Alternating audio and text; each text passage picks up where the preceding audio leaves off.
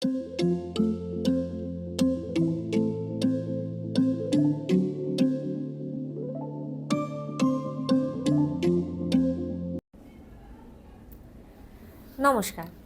আমি ডক্টর তিস্তা ব্যানার্জি, স্ত্রীরোগ ও প্রসূতি বিশেষজ্ঞ, পিয়ারলেস হাসপাতালের তরফ থেকে। আজকে আপনাদের সামনে এসেছি একটি এমন অসুখের কথা নিয়ে যেটা সবাইকে ঠিক সবসময় বুঝিয়ে উঠতে পারা যায় না, অর্থাৎ এন্ডোমেট্রিওসিস। আপনার হয়তো অনিয়মিত মাসিক হয় বা মাসিকের চক্র নিয়মিত, কিন্তু তার সাথে অতিরিক্ত পেটে ব্যথা হয়তো এতটাই বেশি যে মাসিকের সময়টা আপনি স্বাভাবিক কাজকর্ম করতে পারেন না।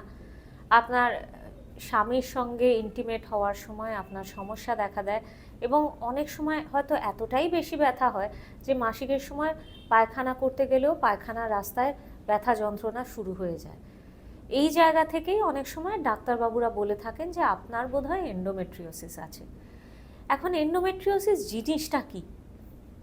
খুব সহজ করে যদি বলতে হয়, এন্ডোমেট্রিওসিসের শুরু আমাদের এই মাসিকের ঋতুচক্রের ঋতুস্রাব দিয়ে, অর্থাৎ মাসের ওই 4টে দিনে যখন আপনি দেখছেন যে আপনার যোনিপথ বা ভ্যাজাইনা দিয়ে মাসিকের রক্তটা বাইরে আসছে, এন্ডোমেট্রিওসিস যাদের থাকে তাদের একটি অদ্ভুত উপায়ে খানিকটা মাসিকের রক্ত ফ্যালোপিয়ান টিউবের মধ্যে দিয়ে উল্টো দিকে প্রবাহিত হয় এবং পেটের মধ্যে গিয়ে পড়ে।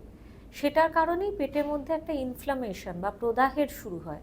তার থেকেই শুরু হয় অসহ্য যন্ত্রণা, এবং ক্রমশ জিনিসটা এগোতে এগোতে এরকম হয় যে সেই মাসিকের রক্ত হয়তো প্রতি মাসে খানিকটা খানিকটা করে ওভারির গায়ে জমা হচ্ছে, হতে হতে জিনিসটা ক্রমশ একটি সিস্টের আকার নিল, অর্থাৎ একটা জল ভরা বেলুনের আকার নিল। এবং এর একটা সুন্দর নাম আছে, চকোলেট সিস্ট।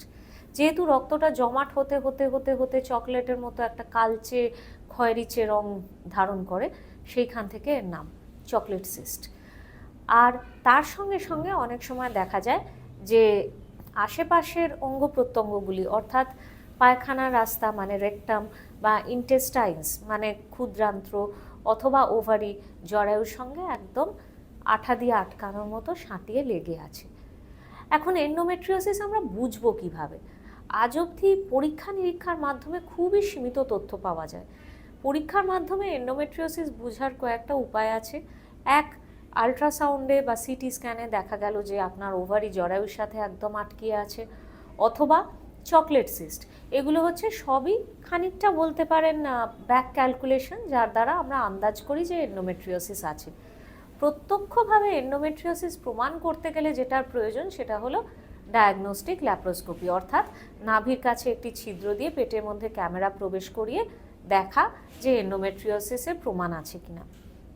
কিন্তু প্রাথমিকভাবে আমরা সাধারণত যিনি এই জাতীয় সমস্যা নিয়ে আসছেন একেবারেই ল্যাপ্রোস্কোপির দিকে যাই না। আমরা চেষ্টা করি কিছু কিছু ওষুধপত্র দিয়ে মাসিকের রক্তপাতটা কন্ট্রোল করার বা মাসিকের চক্রগুলোকে একটু পিছিয়ে দেওয়ার। তার দ্বারা রক্তপাতটা কম হলে হয়তো এই যে সমস্যাগুলি হচ্ছে, এই সিমটমগুলি দেখা দিচ্ছে, এগুলোর থেকে অনেকটা রিলিফ হবে।